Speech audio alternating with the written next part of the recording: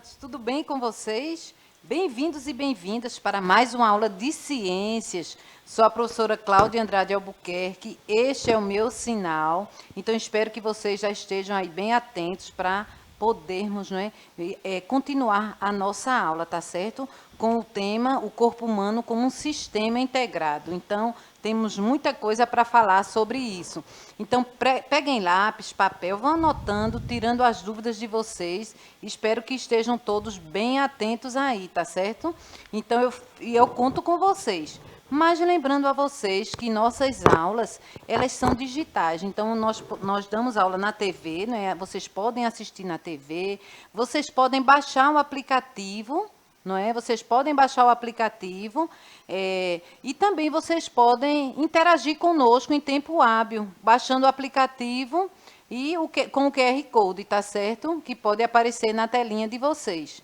Mas também vocês podem ver essa aula, pessoal, no YouTube. Vai lá no aplicativo Educa Recife e nesse aplicativo vocês podem assistir a nossa aula. Vai lá no playlist, pesquisa as aulas de ciências, as aulas de matemática do 8º ano, outras aulas que vocês querem assistir. A aula que você quiser assistir vai estar lá disponível. Então assista e vá comentar, faça comentário, dê um likezinho, tá certo? Está aí na nossa telinha o QR Code aí para que vocês possam baixar para quem tem celular Android ou iOS. Então, baixe aí para interagir conosco. E lembrando que eu não estou sozinha aqui, não é? Eu estou com a nossa intérprete de Libras, Vitória, não é? Que está aqui conosco para podermos atingir mais estudantes, para que vocês todos possam participar. Então, desde já agradeço a presença de Vitória. E também estou com novidade aqui com a minha querida amiga professora Maria Carolina. E aí, Carol, como é que está aí, professora? É um prazer, viu, Cláudia, chegar aqui nessa aula de ciências do 8º ano, né? E é a professora Isabel que vem sempre, né? Mas hoje, gente, eu vim aqui para ajudar a professora Cláudia aqui a passar tudo o que vocês me falarem aqui, hein? Então, vamos participar desse chat, vamos agitar aqui essa aula massa de corpo humano que a professora Cláudia vai dar para a gente hoje. Temos ali, vocês já devem ter visto, né? Temos ali alguns órgãos, né? Temos um modelo ali de corpo humano, então vai ser bem legal, tá certo? Vamos lá, professora. Isso aí, professora Carolina, desde já agradeço a sua presença, a sua disponibilidade. Então, nós vamos continuar nossa aula sobre o corpo humano. Mas, como sempre, nós, professoras de ciências, trazemos julho, o mês de conscientização. Então, o mês de julho, ele está com conscientização de quê? Tanto da combate às hepatites, não é, virais, e também com o câncer ósseo, o de cabeça e pescoço. Então, quando nós vemos a questão de câncer, né, o câncer ósseo, ele é um câncer que ele atinge crianças, jovens, adultos, né? Ele é um câncer que não é tão conhecido. Muitas pessoas acham que nem acontece, mas acontece. Ele é muito agressivo, não é um câncer agressivo, mas se descoberto logo, ele pode ser tratado. Então, normalmente, quem dá o diagnóstico, se você sente muitas dores, né? Então, procura um médico. Quem dá o diagnóstico realmente é o ortopedista, né? O oncologista, não é, professora? É. Olha só, gente, é super importante isso que a professora Cláudia está falando, tá?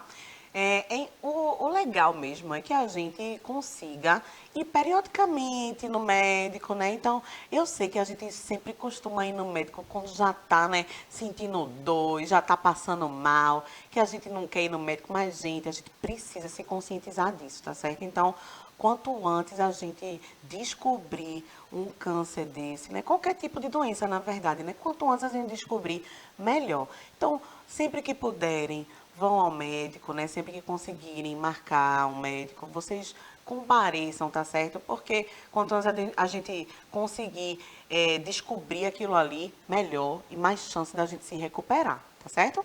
Obrigada aí, professora Carolina. Muito bem, essa é a contribuição, não é? E para determinar, detectar realmente, aí é tomografia, PET scan, para saber. Então, se o médico desconfiar realmente, ele vai pedir os exames e diagnosticar e começar o tratamento. Então, essa dica da professora Maria Carolina é muito boa, porque precisamos realmente nos cuidar e irmos também procurar um médico regularmente, né, para fazer um check-up. Principalmente nós vamos nas nossas férias, né, às vezes em vez viajamos, mas também cuidamos da nossa saúde. E uma boa alimentação também, que é muito importante. E aqui, revisando, foi que nós vimos na nossa aula anterior. Nós vimos a definição do que seria órgãos, sistemas de órgãos, os órgãos vitais do nosso corpo, nós vimos a bexiga, nós vimos a musculatura dela, nós vimos o coração, sua função, não é? Curiosidade sobre o coração e os hábitos saudáveis que devemos ter tanto para auxiliar no nosso coração, como para uma série de outros órgãos e de outros sistemas. Então, esses hábitos saudáveis, eles conseguem ser que sejam bons para todos os outros sistemas, para que nosso sistema ele realmente ele trabalhe em conjunto, cada um exercendo uma função. E esses hábitos saudáveis que começamos a ter na nossa vida, ele é muito importante porque também pode evitar uma série de outras doenças se conseguirmos manter esse hábito saudável diariamente. E nós vimos também que o corpo humano ele é constituído também por diferentes partes, né? Pele, músculos, nervos, órgãos, ossos, né? A pele considerada o maior órgão do corpo humano. E cada parte do nosso corpo, pessoal, ela é formada por inúmeras células, várias células, e essas células apresentam formas e apresentam também as funções definidas. E para que isso ocorra, nós temos os níveis de organização do nosso corpo humano, começando pelas células. Então, conjunto de células, elas vão formar os tecidos. Os conjuntos de tecidos vão formar os órgãos. E os órgãos, em conjunto, vão formar os sistemas, né? E os sistemas vão formar o corpo humano. E eu falei na aula passada que o nosso sistema, o nosso corpo humano é como se fosse uma engrenagem, não é? Que são várias células, tecidos, todos em conjunto, não é? Realizando aquela atividade, não é, professora? Exatamente. Então, gente, ó, como a professora Cláudia está mostrando aí, nos níveis de organização, a gente começa numa célula. A célula é a unidade fundamental, é a unidade básica do nosso corpo. E para que a gente tenha uma diversidade de órgãos, uma diversidade de sistemas, as células, elas precisam ter funções diferentes, né? Ter morfologia diferente. Então, é natural que tenhamos células diferentes, que tenham diferentes funções, tá certo? Porque é como se fosse uma comunidade, né? Quando a gente se une ali, a gente não consegue trabalhar na comunidade, né? A comunidade, ela consegue manter todo funcionando ali, não é? São as células, tá certo? As células, cada indivíduozinho. Numa comunidade, nós somos os indivíduos daquela comunidade, né? E cada um tem uma função. Do mesmo jeito, no nosso corpo, as células têm suas funções e trabalhando em conjunto faz com que isso funcione. O nosso organismo, que é esse conjunto de sistemas trabalhando, né? É o que a professora Cláudia disse. É tudo, gente, é uma engrenagem. Um depende do outro.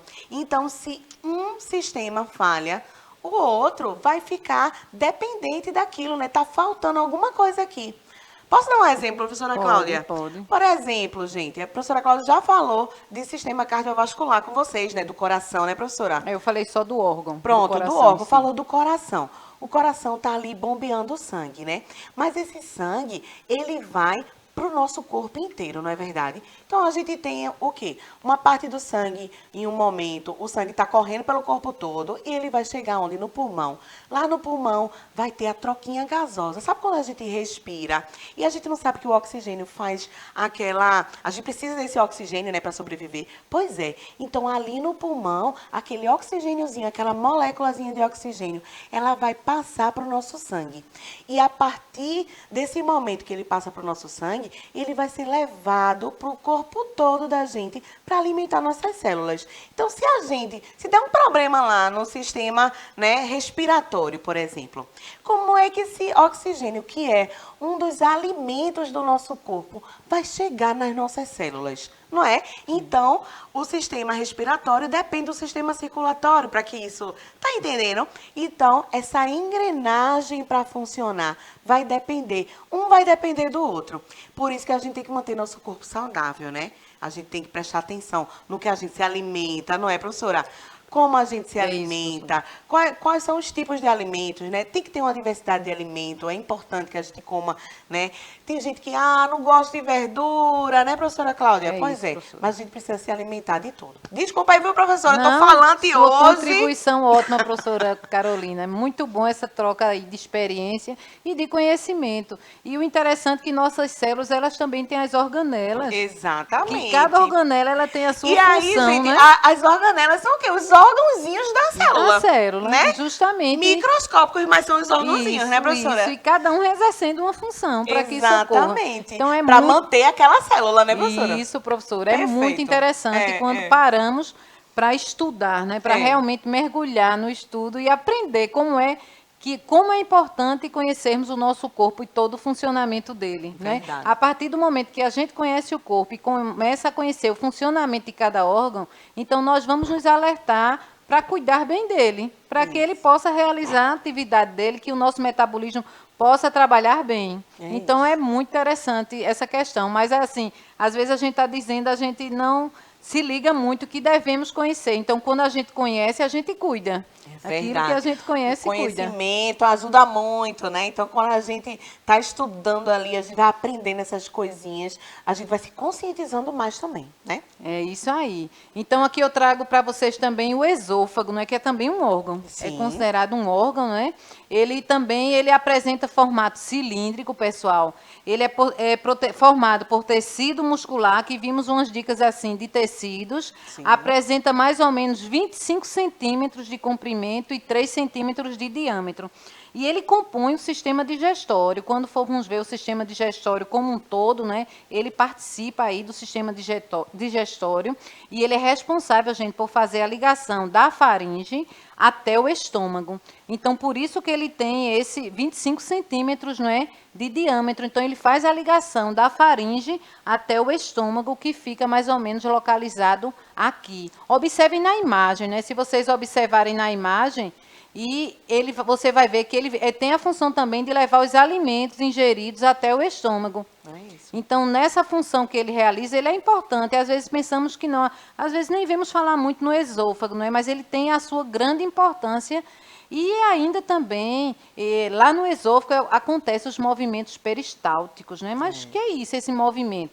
Então, é um movimento ondulado, pessoal. E esse movimento aí, ele empurra o bolo alimentar em direção ao estômago. Na imagem aí está mostrando, depois eu vou mostrar um videozinho a você. E esses movimentos também vão auxiliar o processo digestivo, porque eles vão garantir a movimentação dos alimentos ao longo de todo o sistema digestivo. Lembrando a vocês que esses movimentos peristálticos, eles não acontecem só no esôfago, né? Isso aí acontece de forma involuntária pelo sistema nervoso autônomo e observem que tanto o esôfago, como o estômago, como o intestino, também esses movimentos vão acontecendo. Exatamente. Então, gente, esse movimento que a professora Cláudia trouxe aí pra gente, né? Peristáltico, um nome difícil, né? Parece, mas não é não, gente. É exatamente isso que a professora Cláudia disse, né? É um movimentozinho ondulado. Então, quando a gente coloca o alimento na boca, o que a gente faz? A gente começa a mastigar, né? Então, isso aí é o quê? É quebrando o alimento fisicamente, mecanicamente, tá certo? Então, essa quebra do alimento mecanicamente é a nossa digestão mecânica, tá? Por quê? Porque a gente está quebrando esse alimento.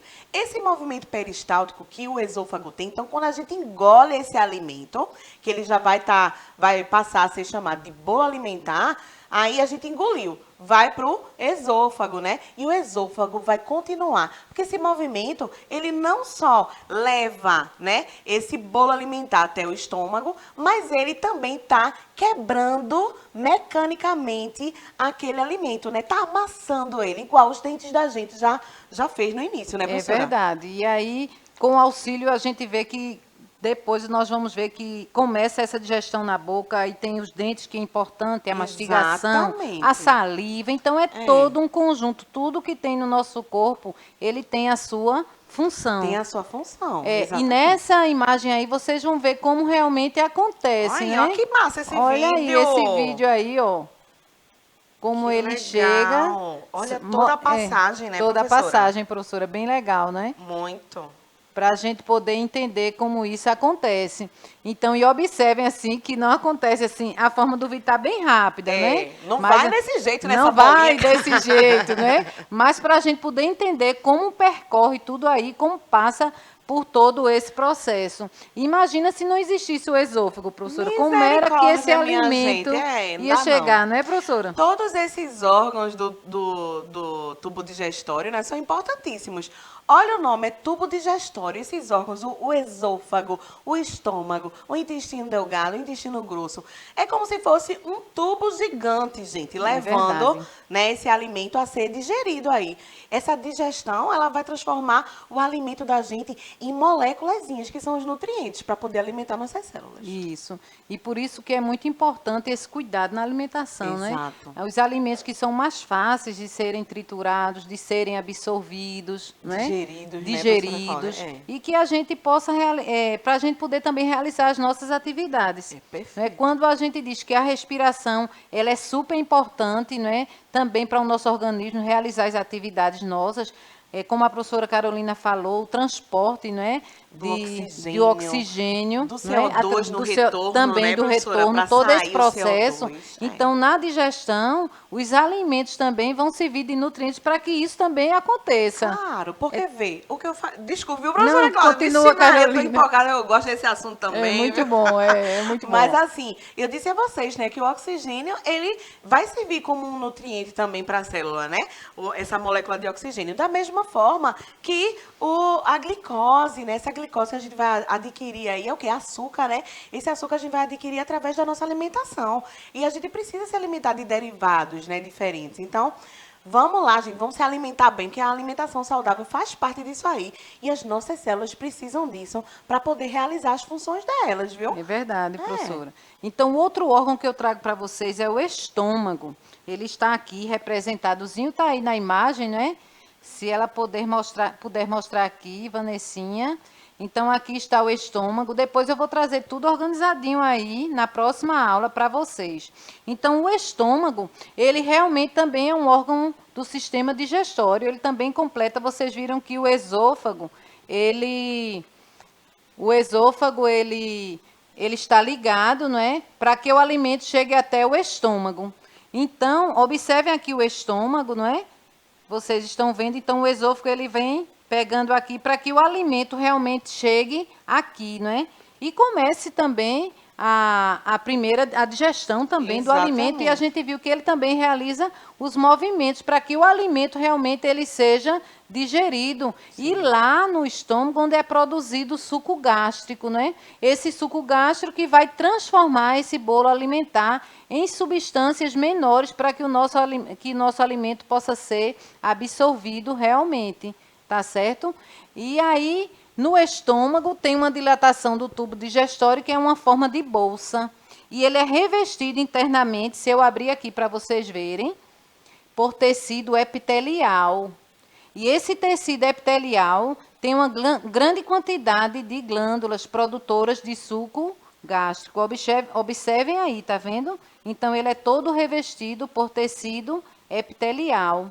E é uma musculatura bem diferente, viu, gente? Porque para o estômago, ele conseguir...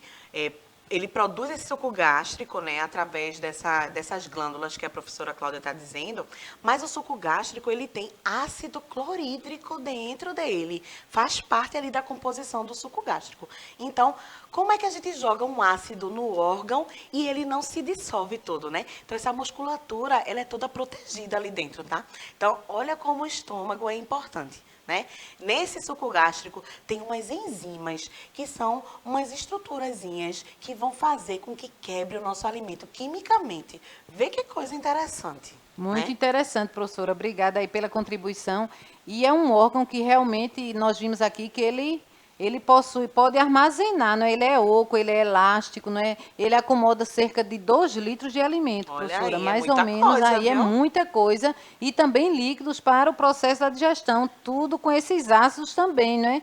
E às vezes nós nos alimentamos e não estamos sentindo bem, né, professora? É. Existem certas doenças que já dão um sinalzinho de alerta à gastrite, né, que acontece verdade. muito no estômago, muitas vezes emocional, muitas vezes dos alimentos que nós ingerimos, não é? É. Então, isso aí é aquela questão de prevenção, de procurar um médico se acontecer alguma coisa. Então, A questão mesmo de tomar líquido durante líquido, a digestão, né, professora digestão. Cláudia? Porque quando a gente toma É um verdade. líquido, gente, o estômago está lá trabalhando em cima do alimento, quebrando ele. A gente toma líquido, a gente está impedindo ali aquele processo de continuar. Então, fica aquela coisa toda, né? Não é legal, tá? Não, não faz bem para a digestão, viu? E o que nós vemos que acontece diariamente, né? Exatamente. Existem muitas pessoas que não conseguem se alimentar sem Sem o o líquido. líquido. E o importante é que se alimente sem esse líquido, para que realmente a digestão já está acontecendo ali. Então, se a gente coloca o líquido, indiretamente a gente está afetando muito o Isso. processo da digestão É naturalmente, bom né? tomar meia hora antes, né, Antes, professora Cláudia? Tomar um justamente. copinho d'água, né, meia hora É. antes e tudo mais. Ou depois, né, meia hora depois de se alimentar, né? É verdade, professora, é verdade. Então vamos criar hábitos saudáveis, né, para tomar Exatamente. conta do nosso. E aqui o intestino delgado também, que a gente viu que lá também acontecem movimentos peristálticos, né? E também acontece o fim do processo de digestão e absorção de grande parte de nutrientes que são retirados dos alimentos. É um órgão tubular também com cerca de 6 metros de comprimento. Então ele está aqui mostrado para vocês, né? Acho que vocês podem ver aqui, eu trouxe separadinho, na próxima aula eu vou encaixá-los, para que, olha aqui, o intestino delgado, normalmente ele fica nessa região aqui, ó, junto com o intestino grosso, tá vendo? Eles ficam tudo enroladinho ali, né, ele professora fica, Cláudia? todo enroladinho, É. observem aí como ele é Porque enroladinho. imagina, 6 metros de um É. tubo, minha gente, não é fácil não, né, professora? É verdade, professora Carolina, não é fácil. E ele é dividido em 3 regiões básicas, né? O duodeno, o jejum e o ilho. Então, observem aí como é importante toda essa organização aí para que a nossa digestão possa acontecer. Não é, professora Carolina? Exatamente. Ó, o duodeno, gente, que é como a professora Cláudia falou, né? Então, são 3 partes. O duodeno, o jejum e o ilho. O duodeno é a primeira parte desse tubinho aí do intestino delgado. É a parte mais importante da digestão, porque lá no duodeno vão ser liberados vários sucozinhos, né? Suco pancreático, suco entérico, né? Então, esses sucos, a bile, a própria bile, né?